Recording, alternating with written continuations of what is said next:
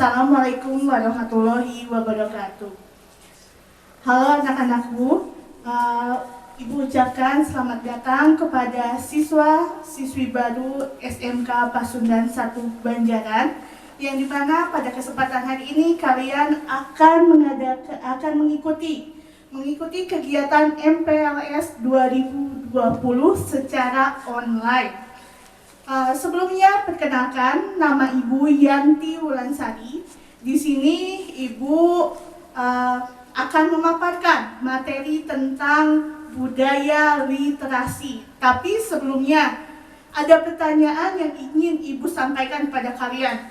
Ada apa dengan minat baca bangsa Indonesia?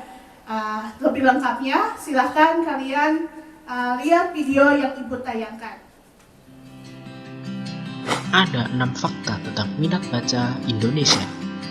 Fakta pertama, menurut data UNESCO, persentase minat baca di Indonesia sebanyak 99% tidak suka membaca dan 1%-nya suka membaca. Fakta kedua, menurut data UNESCO, peringkat minat baca di Indonesia adalah 60 dari 61 negara. Fakta ketiga, peringkat perpustakaan Indonesia di dunia adalah peringkat 36. Fakta keempat, jumlah buku yang diterbitkan di Indonesia hanya sekitar 30.000 judul per tahun. Fakta kelima, waktu yang dihabiskan dalam seminggu adalah 6 jam untuk membaca, 21 jam untuk bermain gadget, 24 jam untuk menonton televisi, 49 jam untuk tidur. Fakta keenam, buku yang selesai dibaca per tahunnya adalah Amerika Serikat 15 buku, Jepang 10-15 buku, Thailand 1-3 buku, Indonesia hanya 1 buku.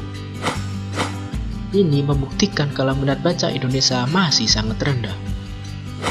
Apa penyebabnya? Budaya baca di lingkungan masih minim, bahan bacaan kurang menarik, fasilitas kurang memadai, tidak ada waktu luang, harga buku kurang terjangkau, media gadget yang lebih menyenangkan. Solusinya, bangunlah motivasi minat membaca. Mulailah membaca sesuatu yang kita suka, menyisihkan waktu yang tepat dan nyaman untuk membaca. Membaca saat istirahat atau sebelum tidur, membaca seperlunya saja, berdiskusi atau bergabung di komunitas. Berdasarkan video tersebut, jadi kita ke materi budaya literasi. Budaya literasi ini apa sih? Kenapa harus kita pelajari?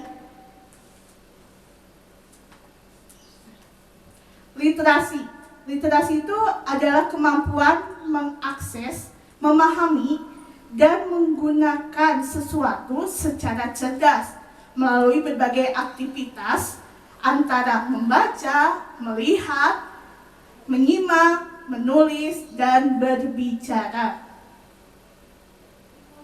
Selanjutnya, ada lagu yang wajib kalian ketahui tentang gerakan literasi sekolah. Silakan kalian simak lagu tersebut.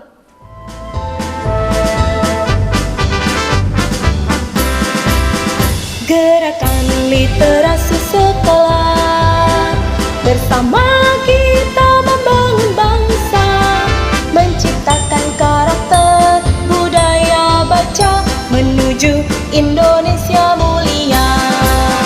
Gerakan literasi sekolah, belajar sepanjang hayat, pendidik, siswa, dan orang tua berkolaborasi membangun negeri. Dari Sabang sampai Merauke, dari Aceh hingga Papua, sawah hutan, gunung lautan, bersama kita membangun bangsa. Gerakan literasi sekolah, bersama kita membangun bangsa, menciptakan karakter cinta literasi menuju Indonesia mandiri. Gerakan literasi sekolah, belajar sepanjang hayat, pendidik, siswa, dan orang tua berkolaborasi membangun negeri. Karakter gigih berprestasi, integritas integritas memimpin negeri, berpikir logis dan mandiri, cerdas kreatif karena literasi. Gerakan literasi. Gerakan literasi sekolah merupakan sebuah upaya yang dilakukan secara menyeluruh untuk menjadikan sekolah sebagai organisasi pembelajaran yang warganya literat sepanjang hayat melalui pelibatan publik. Lalu tujuannya apa? Tujuannya ada secara umum dan khusus. Untuk umum adalah untuk menumbuh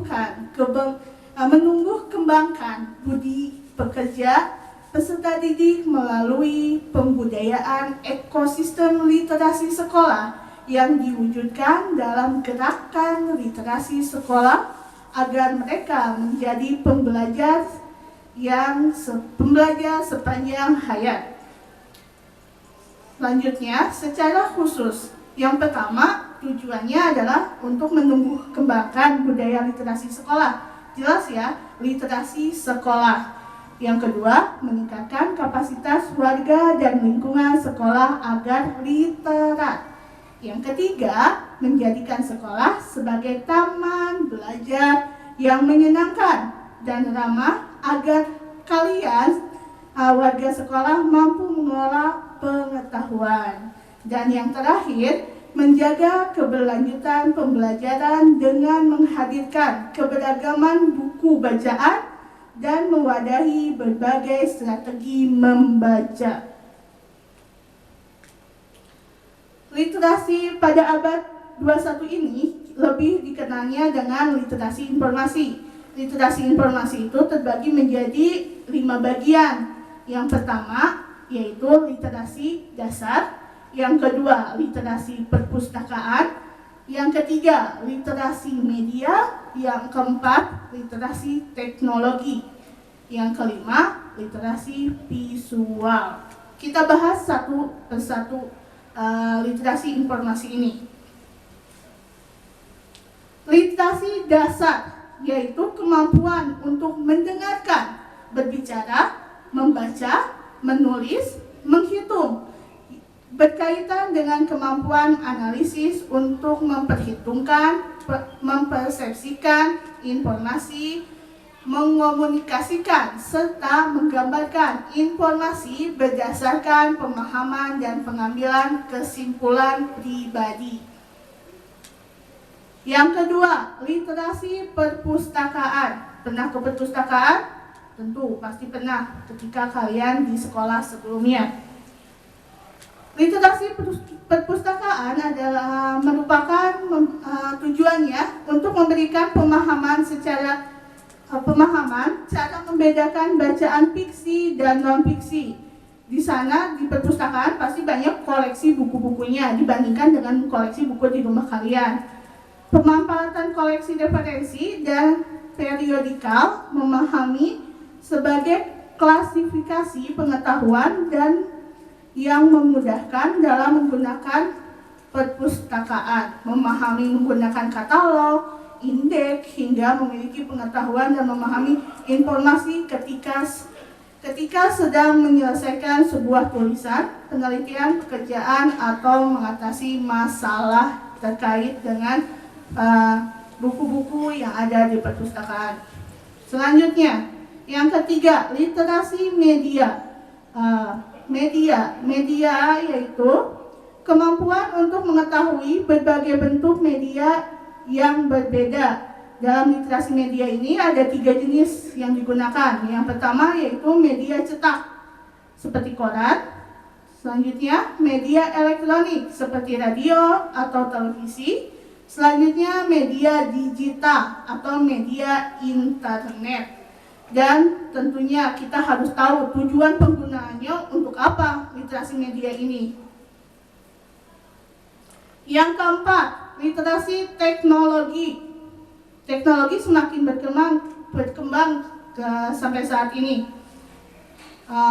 Literasi teknologi yaitu kemampuan memahami kelengkapan yang mengikuti teknologi seperti peranti keras, peranti lunak, serta etika dan etiket dalam memanfaatkan teknologi.